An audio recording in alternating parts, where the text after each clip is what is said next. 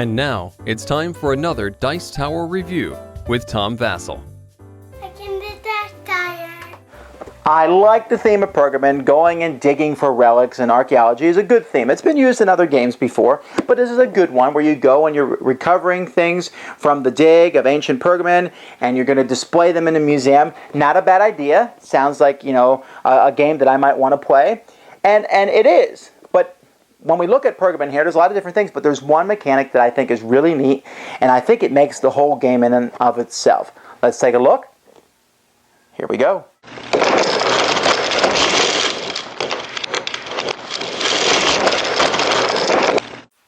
So here's the board, which is basically broken down into different sections. Over here we have the museums where players will be displaying their collections. Here is a calendar on which piles of tiles are going to be placed, and as each pile is pulled off, it marks another turn of the game. And it also lets you know which rounds are scoring rounds. And then over here is where players will be digging for artifacts.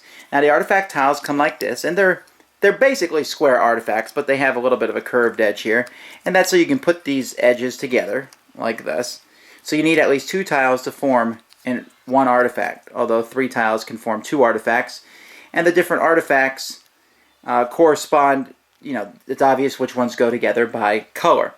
And you'll also notice here that there's a date at the bottom. This is 115 AC. AC, by the way, corresponds to BC.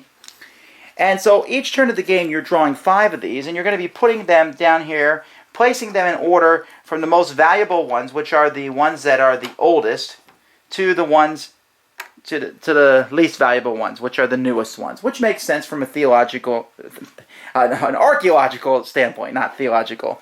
Got that on the brain. Players are then going to each round, and this is to me the best mechanic of the game. This is the one thing that really elevates this game to, I would like to see a game of just this mechanic, but I digress. There is a deck of cards here. On the back of these cards are numbers from 1 to 8 coins. Okay? These are going to be the funds that are available, and players will be drawing 2 of these. But if you notice, the back of the cards is one of 2 things. It either shows a bag or it shows a chest. When it shows a bag, that means the number on the other side is between 1 and 4. Here it's 3. When it's a chest, the number shows it's between 5 and 8. In this instance, it's 7. So 2 cards are pulled out at the beginning of each round and placed over on the side of the board.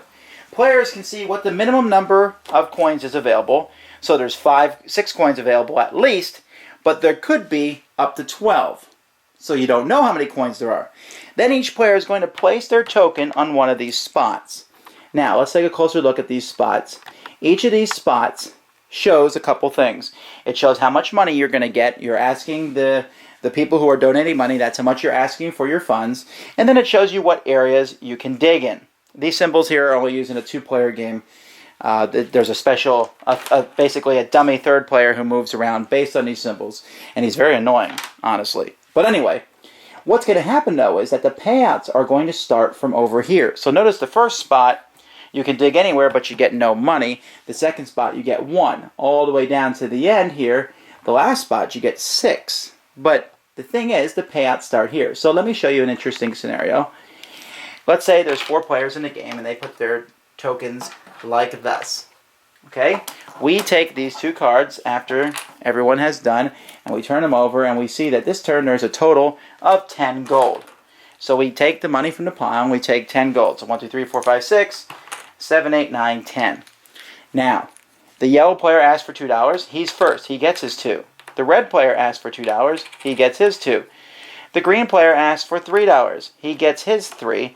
That leaves us with 3 left over, so blue only gets 3. And you can see that if they have been different, there's a possibility that sometimes a player will get nothing. Now, if both these cards had said 12, though, instead of having 10 here, I would have had 2 more coins left over. Then blue would have got 5. The last player gets all the extra money, which can really be pretty cool sometimes. So players get all that money. Then players will go over here, and they buy everything in one of these rows, and the amount costs the number of the row it's in. So if you buy the bottom row, it costs 5. If you buy the top row, it costs 1. And since players will not be buying every row each time, because you can only buy the rows of the space you picked and however much money you have, rows next turn when we add more tiles, some rows will have more. So you could eventually buy 4 tiles for 1 price. Now, once you buy these tiles, you put them in front of you. You can keep some tiles between turns. Not all of them. You have to pay to keep more of them. But after a while, what you're going to want to do is you're going to want to make a display to put in the museum. So let's say I put these together here. And let's see. I'll put that there and here. So I have these 3 together. And I just dropped one on the floor, which is fantastic. Something that Vasel does all the time. So I put my display down here. And here is what. Now I'm only counting the whole ones.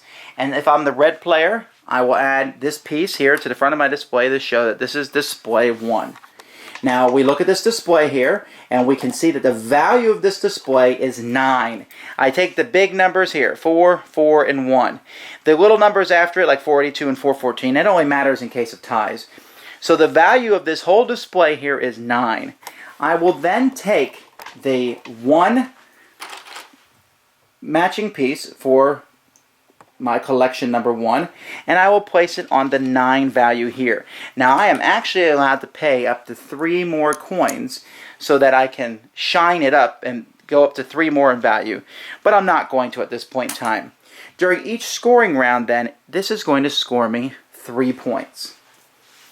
And I can only have up to 3 collections at a time. I can't add to collections or break them, so once a collection is done, it gets discarded, because after each scoring round, the displays are going to move down. People want to see new stuff as it comes into the museum, and eventually your display will go off. Now, as you get points are in terms of people who come to your museum. In fact, 1 comes to each display just for showing up. The back looks like a ticket. It's pretty neat. We got 1, 2s, and 5 denominations of these.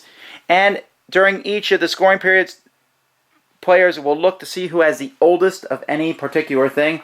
For example, in the second one, whoever has the oldest gray vase is going to get a bonus of 2 points. And then you notice it shows 4 arrows. That means all the museum exhibits move down 4 in value. And that's basically the extent of the game. There's a few other little rules, but for the most part, you're trying to get money, get these pieces, display them in the museum, and by the end of the game, have the most people come look at your stuff. I like the theme. And I like that mechanic with the coins and the cards. I like how you turn 2 cards over and there might be 2 bags. You'll say, well, it's going to be a low round. Could be 8, but it could be as low as 2. Or turn over 2 chests and then you say, wow, this could go all the way up to 16. And so that give and take, and I almost feel like if that mechanic was pulled and made into a simple card game, it would be pretty fun.